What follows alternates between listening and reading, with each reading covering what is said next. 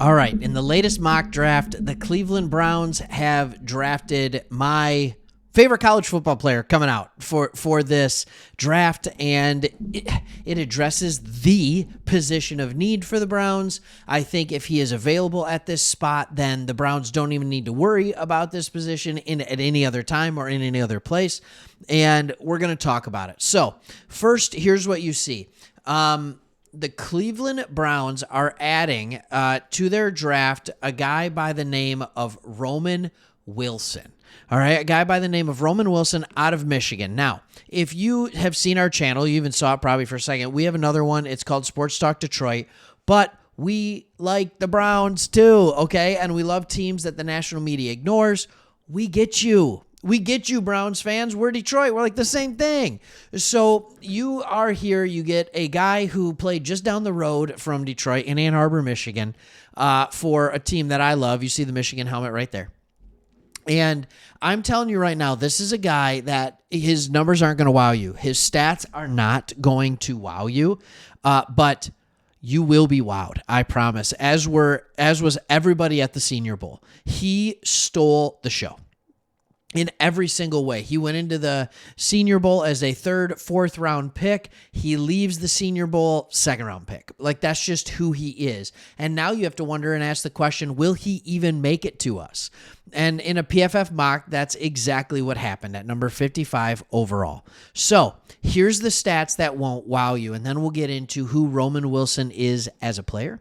We'll talk about why he can benefit your team. And we'll even look into your wide receiving core and why you really need Roman. All right, so the 5'10", 186-pound Wilson played in 46 games over 4 seasons with the Wolverines. He had 107 career receptions, 1,700 yards, and 20 touchdowns. All right, in his senior year, he had 48 catches, 789 yards, and 12 touchdowns. My question is, would you take those numbers as a second wide receiver right now? And the answer to that should be absolutely yes, we would, because here's what you got last year. Now, Elijah Moore had 59 catches, and he took it for 640 yards. I'm not saying that's even that bad. I like Elijah Moore, and I think he still has a place on this team. Here's the issue with Elijah Moore, and he struggled in New York, but you can be like, okay, well, that was New York. Right? And now he comes to Cleveland, and we thought when Joe Flacco took over, Elijah Moore was going to be huge, but I feel like in Flacco's first game, he targeted Moore like 12 times, and it only resulted in 4 catches. And here's the problem I have. It's 59 catches, but it took 104 throws to get there. All right? For example, in 123 and 128 throws, Njoku and Cooper were much more efficient. All right. When they caught the ball, they were much more efficient. But when you add on to the other things, it's not even close. Roman Wilson reeks of efficiency. 48 catches, 12 touchdowns. 1 out of every 4 catches was a touchdown. Michigan did not utilize a ton of throwing. They ran the ball like crazy.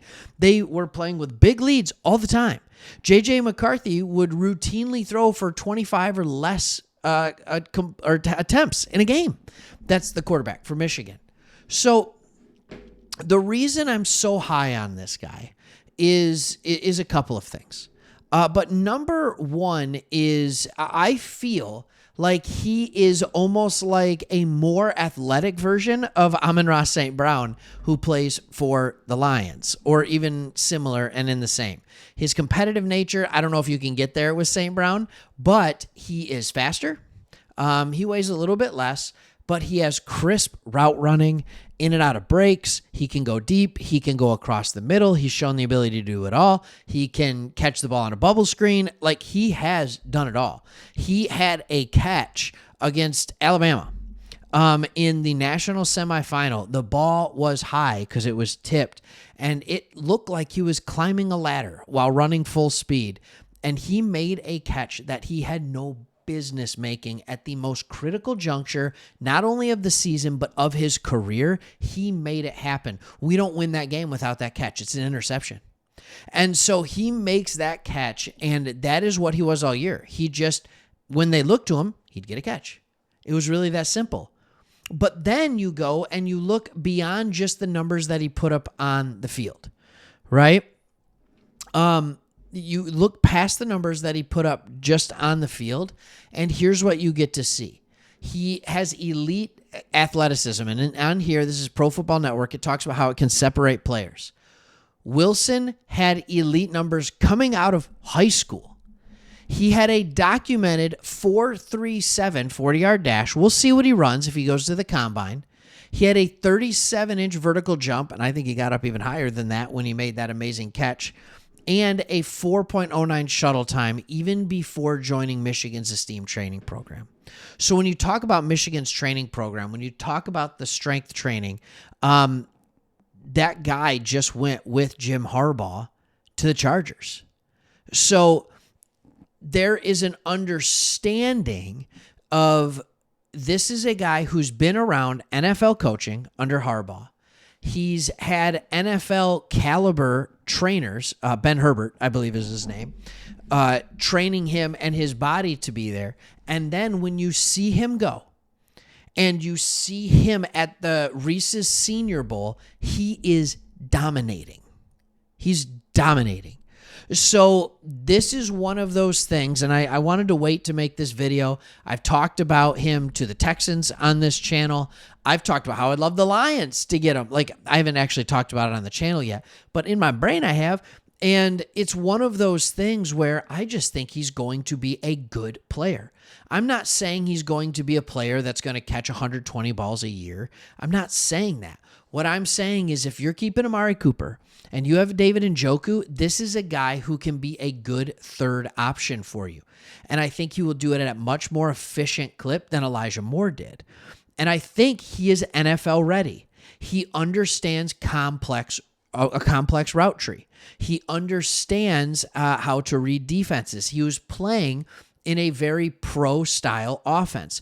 There was a ton of play-action passes, which are very common in the NFL these days. I think he can make Deshaun Watson's life easier. I really do. And then, if you want to add just one more thing about Roman Wilson, he is a phenomenal run blocker. And that's something that you want your wide receivers to be able to do in Cleveland because it is a team that loves to hang onto the run. He is a phenomenal run blocker. So, I don't know where you were at with Roman before this video, but let me know where you're at. Go watch a highlight film.